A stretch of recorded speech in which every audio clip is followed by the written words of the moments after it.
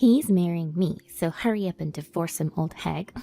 While my husband was away, I received a phone call at home. The young woman on the other end said this to me. It seemed like she was my husband's mistress. That very day, I handed my husband divorce papers. "Thanks for letting him go," she said, without any sign of regret. But little did she know that I'm the one who should be thankful. She'll soon realize she's drawn quite the joker card. My name's Rose. I'm a 32-year-old homemaker. I married Jake, who's 5 years older, when I was 29. It's been 3 years now. Back then, Jake was a reliable manager at work, adored by all my coworkers. Being older, he was dependable, and I was proud to have him as my boyfriend. He always took the lead, deciding where we'd go and where we'd eat on our dates. When he proposed to me 6 months into our relationship, I felt on top of the world. But after living with Jake as a married couple, my perception of him changed significantly. He would constantly talk about how he was at an impressive position at the company and the amazing work he did. While I used to admire these hero-like stories when we were dating, hearing them daily became tiresome. Oblivious to my feelings, Jake came home one day and said, "Man, it was another tough day. Seriously, without me, that department would be a mess. Today, one of my subordinates proceeded without asking me first, so I had to step in and fix things. Why are there so many incompetent people? Long day, huh? You just lazed around at home again today, huh? Must be nice, being a housewife and all, huh?" When Jake noticed I wasn't responding to his boasts as before, he started to criticize me, despite leaving all the housework to me. If anything was amiss, he would shout at me. "My mother did a much better job as a housewife." Cleaning, laundry, cooking, he would meticulously check on the chores, and if anything wasn't up to his standard, he'd complain. I started to resent our marriage, and gradually my feelings for Jake faded. By the first year, thoughts of divorce began to creep into my mind. On the surface, I fulfilled my role as a wife, taking care of household chores without complaints. I looked for remote work to be prepared for any eventualities, but remained mostly loyal to him. But then, Jake betrayed me. He started coming home in the mornings, and I began to notice the distinct scent of a woman's perfume on him. This was unmistakable. Suspecting an affair, I confronted him. "Hey, is there something you're hiding from me?" "What? Why the sudden question?" "Where were you last night? You came home in the morning, didn't you?" "Well, a colleague I was drinking with got really drunk. I didn't know where he lived, and he wasn't bad enough to go to the hospital, so we went to Denny's." "Oh, do Denny's have showers now? And it seems like they have pretty fancy body wash." "Well, yeah, you wouldn't know, spending all day at home doing nothing." "Are women getting so drunk these days that they stay at Denny's too?" "Women? What are you talking about? I was with a male colleague." "Oh, really? I found a long piece of hair on your suit. I doubt your company has any men with long dyed hair." "That's just your imagination. If you have time to think of things like that, why not focus on doing the housework better? Did you even clean today? If you're home all day, maybe cook something more elaborate." He refused to admit his infidelity, trying his best to deflect. But it was so obvious. A few days later, while I was at home, a young woman called. "Hello? Are you Jake's wife?" "Yes. Who might this be?" "I'm Jake's girlfriend. He told me yesterday he wanted to break up." "Did you say something to him?"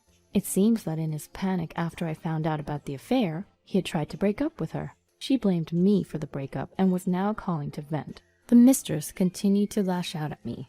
"Jake always said he wanted to divorce you and be with me." "I haven't heard anything like that from Jake. All I did was ask if he was cheating on me and he outright denied it."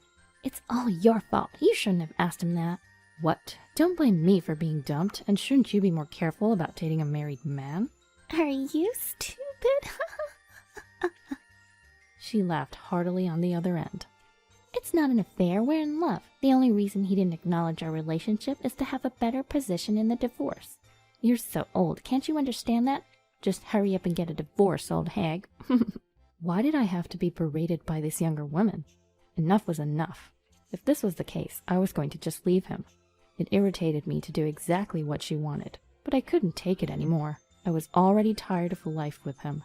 I finally decided to divorce Jake. She probably hadn't told him she'd contacted me. That day, Jake came home as usual. "Ugh, today was tough. I wish the company wouldn't rely on me so much. Why can't I feel nicer when I come home tired from work?" "That's it. Make dinner already." "There's no dinner for you tonight." "What?" What have you been doing all day? I was getting this. I handed Jake the divorce papers. What the hell is this? He suddenly looked shocked. It's exactly what it looks like. You wanted a divorce, didn't you? What are you talking about? Your mistress called today. Wanting to be with her already, are you? Mistress? Emily shouldn't have. So her name is Emily. You've been cheating on me after all. At that, Jake suddenly became defiant. Yeah, I have. I planned to tell you at some point. But now that you know, let's get a divorce. That makes things easier. I'll consult a lawyer about the alimony. Alimony? You're trying to take my money? Well, you were unfaithful, weren't you? I strayed because of you, too. Because of me? Yes. You used to be so submissive when you were younger. You were sweet and listened to everything I said. But now you've aged and become arrogant. If you act like that, it's only natural I'd cheat. I couldn't believe my ears. To think I once respected this man and happily accepted his proposal. I wanted to scold my past self. As I remained silent, Jake continued. You've been living off my salary all these years, haven't you? If you claim alimony, I want all the money I've given you so far back. Are you kidding? Who do you think did the cleaning, laundry, shopping, and cooking while you were out working? That's the problem. You always talk back. Emily listens to everything I say without any complaints. She's delighted with everything I do. Women really do get worse as they age. I don't care how you feel. Anyway, you're the one who cheated. You're the one at fault. I'll be claiming my alimony. Ugh, older women are so persistent. Fine, I'll pay. But you're the one leaving this house. I won't pay a dime more than the alimony. Of course. Just make sure you never contact me again. And so we ended our marital life. Soon after, I got a call from Emily. I recognized the number and ignored it. Emily left a voicemail. Hey, Mrs. Wife. Oh, I mean Mrs. Ex-Wife. Thanks for divorcing him so quickly. Unlike you, I'm ready to give everything to Jake. He made the right decision to choose me. Serves you right. Even after hearing the message from his affair partner, I wasn't affected in the slightest. Instead of anger, I felt a wave of pity towards Emily. A few months post-divorce, I had grown accustomed to my new place and was enjoying my solo life when Emily called again. Ignoring the call, she once again left a voicemail. Where are you? This isn't what we discussed. Call me back as soon as you hear this. It seems Emily finally realized the hardships of married life with him.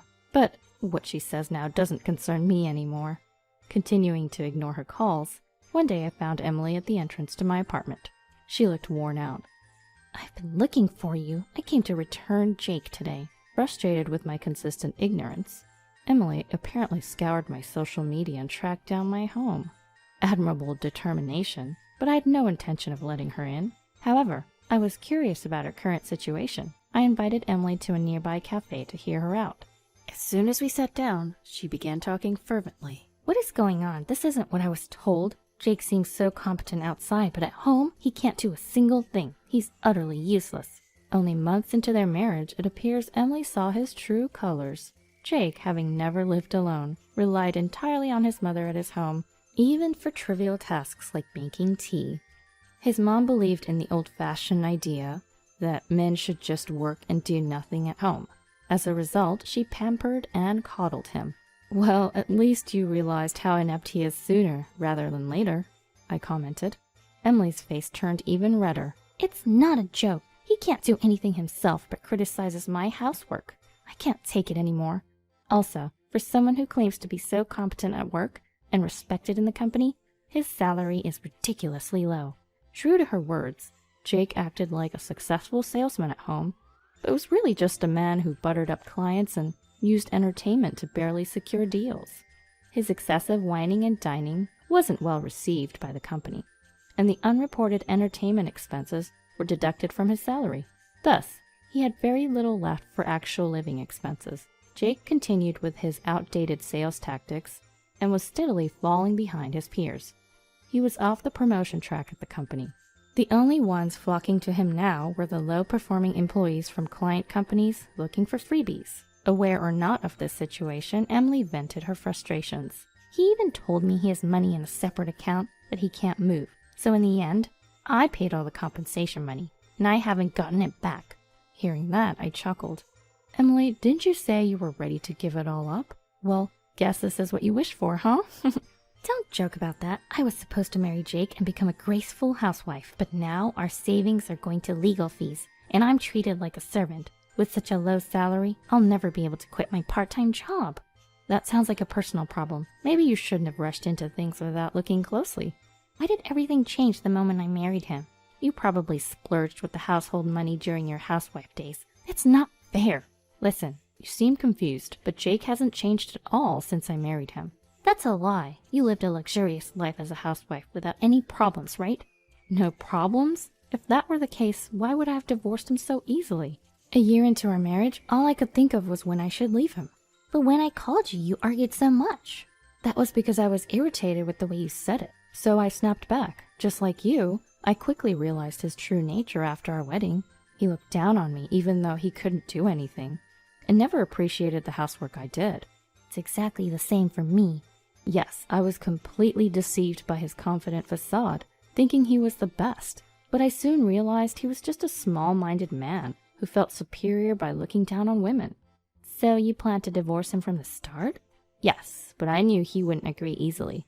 While pondering how to approach the divorce, he cheated with you and then asked for the divorce himself. Talk about luck, right? You say that, but with that salary, there's no way you could save money as a housewife. It's going to be tough for you when you're alone too, you know. I've been preparing for the divorce by working remotely, without Jake knowing. He seemed to believe I was just lazing around during the day. I've been getting more and more job offers, so I'm doing just fine on my own. You deceived me. Excuse me? Deceived? Just a reminder, you were the one who said to break up with him first. I just did exactly what you asked for. It's not my fault you couldn't see through him. Well, I guess I was the same when I married Jake. It seemed Emily was at a loss for words, her voice filled with frustration. With a smirk, I replied, "Thanks to you drawing the short straw, I really got lucky." So wait, do I have to spend my life with an arrogant, good-for-nothing man? You made your bed. But knowing Jake, he's fond of younger women. Maybe he'll cheat on you with someone even younger. When that happens, it'll be your turn to outsmart him and pass on the Joker card to the next girl. I drew the Joker card. Me? How could I? Leaving a downcast Emily behind, I left the cafe. It was unfortunate I had ever married a man like him, but Emily having an affair with him was a silver lining in the storm cloud. Thanks to that, I managed to offload that good-for-nothing man onto Emily. After that, I excelled in my work and reveled in my luxurious solo life. He finished paying the compensation, and with no contact from Jake, I was living life on my own terms. Then, out of the blue, Emily reappeared in front of me. It must have been a year since I last saw her. "Hey, it's been a while. Have you been? Did you want to talk again?" Just like a year ago, I took Emily to a cafe. She looked even more worn out than before. I curiously asked Emily, "So what brings you here today?" "Just as you said." "What did I say?" "Jake cheated on me with an even younger woman, and imagine she called me old. I can't stand it." "You told me the same thing, remember? It's called karma." "I know, but..." "Well, now you can just push Jake onto her, right? Lucky you." "That's what I tried. I wanted to divorce him and demand compensation, but the woman vanished."